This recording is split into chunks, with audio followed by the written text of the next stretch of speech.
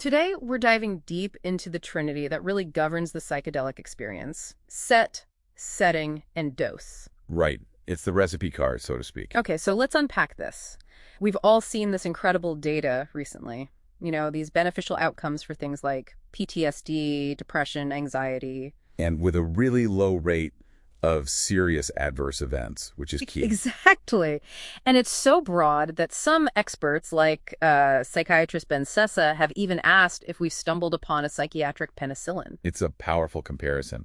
But the source material we're looking at today offers a really fascinating counterview. It really does. The hypothesis is that we might be misattributing these benefits to just the pharmacology. The argument is that what we're really seeing is a masterfully managed placebo response. A placebo response. Yeah, a natural healing mechanism that's just being, optimized and accelerated by carefully controlling these non-drug factors. So our mission today is to figure out how these components, set and setting, could turn psychedelics into these super placebos. That's the core question. And it goes way back. In the early days, researchers were just puzzled. How could one drug, like LSD, cause everything from healing to, psychosis, at the same dose even? And the answer they landed on was set and setting. Set is your internal world, your mindset, your intentions. And setting is the external world, but also the mindsets of the people around you. Right. And you can see this so clearly when you contrast the old LSD chemotherapy approach from the 60s. Oh, awful, yeah. Patients were restrained in a featureless room. Staff were talking about psychotoxic drugs. The outcomes were, not good. And then you have this psychedelic peak experience approach from the Spring Grove group. A totally different world. It was night and day. They had pre-treatment orientation, a comfy living room environment, and a team that genuinely believed in the drug's healing power. The difference in results was just staggering. So what's the actual mechanism here? How does the environment connect to the outcome so powerfully? It all comes down to suggestibility. Psychedelics are what the source calls non-specific mental amplifiers.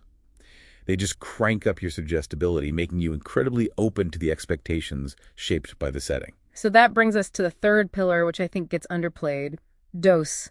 How does the actual amount of the drug fit into this super placebo idea? Well, the dose seems to act more like a dial for that suggestibility, not so much a driver of the outcome itself. How so? Look at this critical 1971 Spring Grove study. They took patients with alcoholism.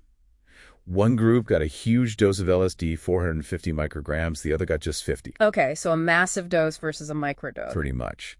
But they used the exact same supportive peak experience, set and setting for both. And get this, both groups showed equal benefit. Oh, really? At equal rates of having a peak experience. Wow. It strongly suggests the set and setting were doing the heavy lifting, not the classic visionary effects from the high dose. That's a revolutionary thought. So if these drugs also promote neuroregeneration, new synapses growing, then set and setting aren't just psychological, they're biological rudders. Precisely. The drug might be laying down new track, but the set and setting are telling the train where to go.